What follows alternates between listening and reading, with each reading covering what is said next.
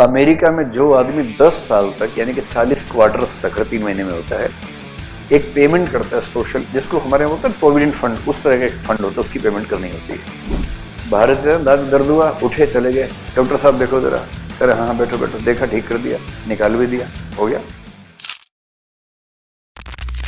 America में जो आदमी 10 साल तक यानी कि 40 क्वार्टर्स तक हर 3 महीने में होता है, एक पेमेंट करता है सोशल, जिसको हमारे यहाँ बोलते हैं प्रोविडेंट फंड, उस तरह का फंड होता है, उसकी पेमेंट करनी होती है। For 10 years you have to pay. अगर आपने 10 साल यानी कि 40 क्वार्टर्स पे कर दिया, उसके बाद जिंदगी भर आपकी मेडिकल केयर स्टेट करेगा। Otherwise in America medical care is such a difficult thing, you can not survive in America, क्योंकि वहां हेल्थ को मैनेज करना बड़ा मुश्किल है, इतना मुश्किल है। मतलब मैं अभी रिसेंटली गया तो मैंने कई लोगों से बात की, तो एक आदमी बोला, एक लड़की थी, वो रिसर्चर थी, पोस्ट डॉक कर रही थी मिशिगन यूनिवर्सिटी में, उसने बताया कि मेरे दांत में दर्द हुआ, तो मैंने डॉक्टर की अपॉइंटमेंट ली, 3 महीने बाद की मिली। ये अमेरिका की बात कर रहा हूँ, दुनिया के सबसे शानदार देश की बात कर रहा हूँ। भारत में दांत दर्द हुआ, उठे चले गए, डॉक्टर साहब देखो जरा, अरे हाँ बैठो बैठो, देखा, ठीक कर दिया, निकाल भी दिया, हो गया। 3 महीने बाद की अपॉइंटमेंट मिली, तो 3 महीने बाद गए, जिस दिन गए बाई चांस उस दिन एक और दांत में दर्द हो गया, तो जाके उसने कहा दिखाने के बाद कि डॉक्टर साहब इसमें भी दर्द है। उसने कहा sorry, you have to take another appointment for this tooth. बोले क्यों? आई एम सॉरी, वो मेडिकल सिस्टम ऐसा है। अब 3 महीने बाद दूसरे दांत के लिए जाना है आपको अपॉइंटमेंट लेके। तो अमेरिका में आजकल लोग क्या करते हैं आपको अंदाजा है? They fly to Mexico, get the treatment and come back. ये सस्ता पड़ता है। तो हर सोसाइटी की दिक्कतें हैं, but if you have paid the amount for 10 years consecutively, then everything will be taken care of by the society, by the state. In UK आपको चवन्नी भी नहीं देनी है, NHS है, नेशनल हेल्थ स्कीम है। If you are a British citizen, आपके पैदा होने के समय से मरने के समय तक सारी health facilities free of cost state देता है आपको। अब अगर वहां के जवान लड़के लड़की को पता है कि मेरे पेरेंट्स की हेल्थ फैसिलिटी स्टेट देखेगा, या अमेरिका में 10 साल पेमेंट कर दी, अब स्टेट देखेगा।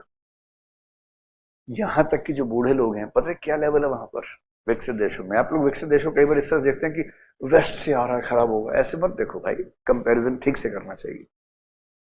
हालत ये है कि अगर 80 साल का आदमी अकेला रहता है ना, वहां स्टेट के कम से कम 2-3 डिपार्टमेंट लगभग हर वीक जाके उसका हेल्थ का स्टेटस देखते हैं। साइकोलॉजिस्ट जाता है देखने के लिए कि आप ठीक है कि नहीं है। जो जीपी है, जनरल प्रैक्टिशनर बोलते हैं इंग्लैंड में, उसकी रिस्पॉन्सिबिलिटी है, उस एरिया का जो हेड है डॉक्टर, उसकी रिस्पॉन्सिबिलिटी चेक करना है कि वो इंसान ठीक है कि नहीं है।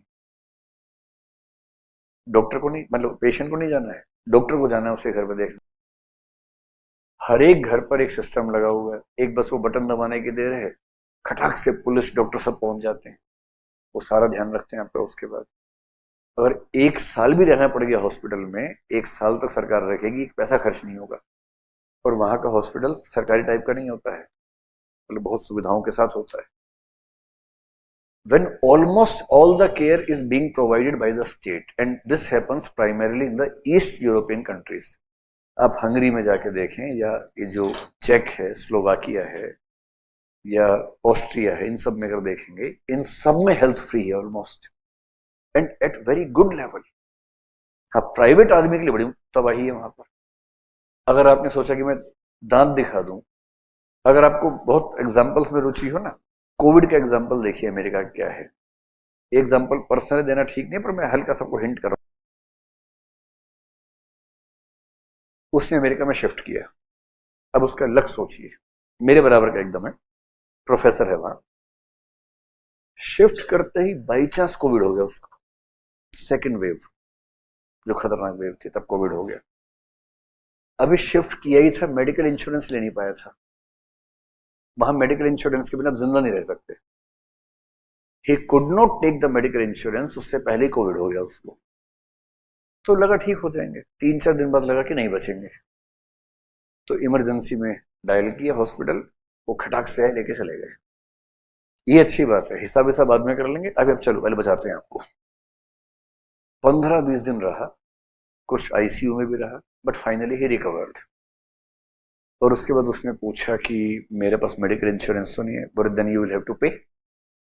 बोले अच्छा मुझे टेंटेटिव बता सकते हैं कितना बिल हो गया? बोले हाँ बता देते हैं। निकाल के ले आए बिल, और वो बिल था $1,40,000,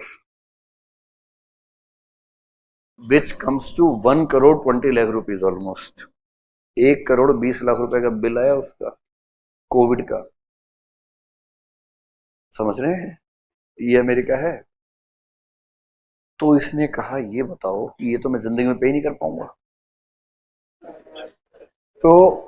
तो मुझे छोड़ोगे नहीं छोड़ोगे आप लोग यहां से? या तो रख लो यही, बर्तन धोना कुछ करना, मैं क्या क्या अब मैं कहा इतने पैसे कहां से दूंगा भाई? तो बोले नहीं आप चिंता मत कीजिए, we have many solutions, so if you don't have the money, installments will be made for you and you have to pay gradually. जिसका मोटा मोटा मतलब था कि अगले 15 साल तक पेमेंट करनी होगी कोविड के बदले। अब वो बेचारा डिप्रेशन के नजदीक पहुंच गया कि ये क्या तबाही हो गई यार, अभी तो आया ही था और उधार चढ़ गई ₹1.25 की अभी से।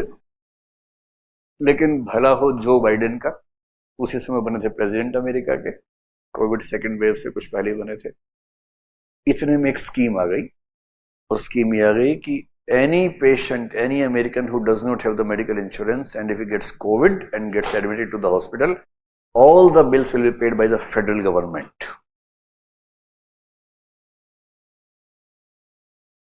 जान बच गई, सारा बिल सरकार ने पे कर दिया, और फायदे में रहा। साथ में क्या था, if you have medical insurance than half of the payment will be done by the insurance company, half by the government. और इंश्योरेंस कंपनी थोड़ा घपला करती है तो थोड़ा सा खुद पे करना पड़ जाता है, 10% के आसपास खुद पे करना पड़ता है। पर इस स्कीम में क्या था, सारा सरकार पे करेगी, वो भी नहीं हुआ, मुफ्त में ठीक हो गया। भारत में सारे मुफ्त में ठीक हो रहे हैं तो उसकी वैल्यू नहीं समझ में आती है हमें। आपको पता है इंडिया कितनी शानदार कंट्री है, दांत में दर्द हो तुरंत ठीक हो जाता है। वहां 3 महीने में दांत निकल जाता है आदमी का डर के मारे। लेकिन सो इट्स नॉट, मतलब परसेप्शन से मत जाइए। Every society has few wonderful thing, but the state in western countries has taken so much responsibilities from the sons and daughters that the old age can be easily lived in the western countries with the help of the state. Family की भूमिका यह है कि emotional support देनी होती है, वो state नहीं देगा, वो फैमिली देगी, बाकी स्टेट कर लेता है।